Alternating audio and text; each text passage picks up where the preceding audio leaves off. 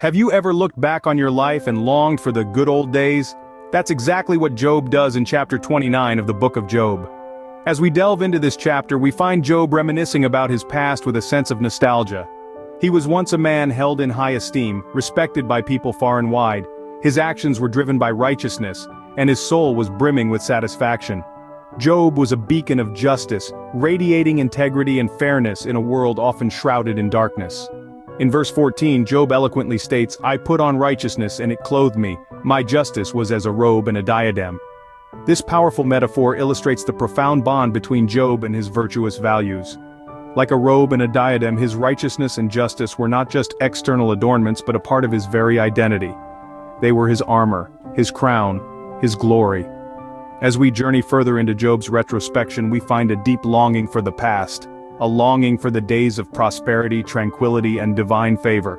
Job yearns for the time when he felt the watchful eyes of God upon him, a time when he was sheltered under the divine canopy of protection.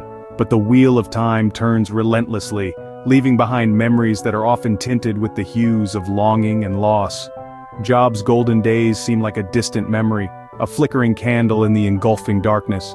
His heart aches with the pain of loss, the sting of change, and the heavy weight of nostalgia. There's a raw honesty in Job's longing for the past, a universal emotion that we all can resonate with. We all have moments when we look back and yearn for the good old days, for the times when things were simpler, happier, or just different. But as we all know, life is full of ups and downs, and the past is not always an accurate reflection of the future. In contrast to the past, Job now describes his present misery in chapter 30. The tables have turned drastically for Job. Once revered and respected, he now finds himself in a pit of despair, the subject of ridicule from the young and scorn from the old. His status and dignity have been stripped away, leaving him isolated and desperate.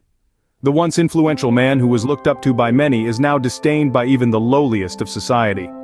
The youth who should show respect mock him, and the elderly who should offer wisdom disregard him. Job's life is no longer marked by prosperity and honor, but by misery and disrespect. Job 30:20 powerfully illustrates Job's overwhelming sense of abandonment. He cries, "I cry unto thee, and thou dost not answer me. I stand up, and thou gazest at me." He pleads to God, yet he feels unheard and unseen. His prayers seem to fall on deaf ears, and his pleas for mercy are met with silence. It's a poignant expression of his anguish and despair, a cry from the depths of his soul, yearning for relief. Job's tale is a stark reminder that life can change dramatically, but it's in these moments of despair that our true character is revealed. His story is not just one of suffering but also of resilience, faith, and the unending quest for understanding amidst adversity. In the final chapter of this section, Job makes a solemn oath of his innocence in chapter 31. In his stirring final plea, Job lays out his righteous actions one by one, as if presenting a legal case before a divine court. He speaks with the eloquence of a man who knows his soul is clean, and his actions have been just. His words, filled with conviction and faith, echo against the backdrop of his pain and suffering. Job declares that he has not lusted after a woman, nor has he lied.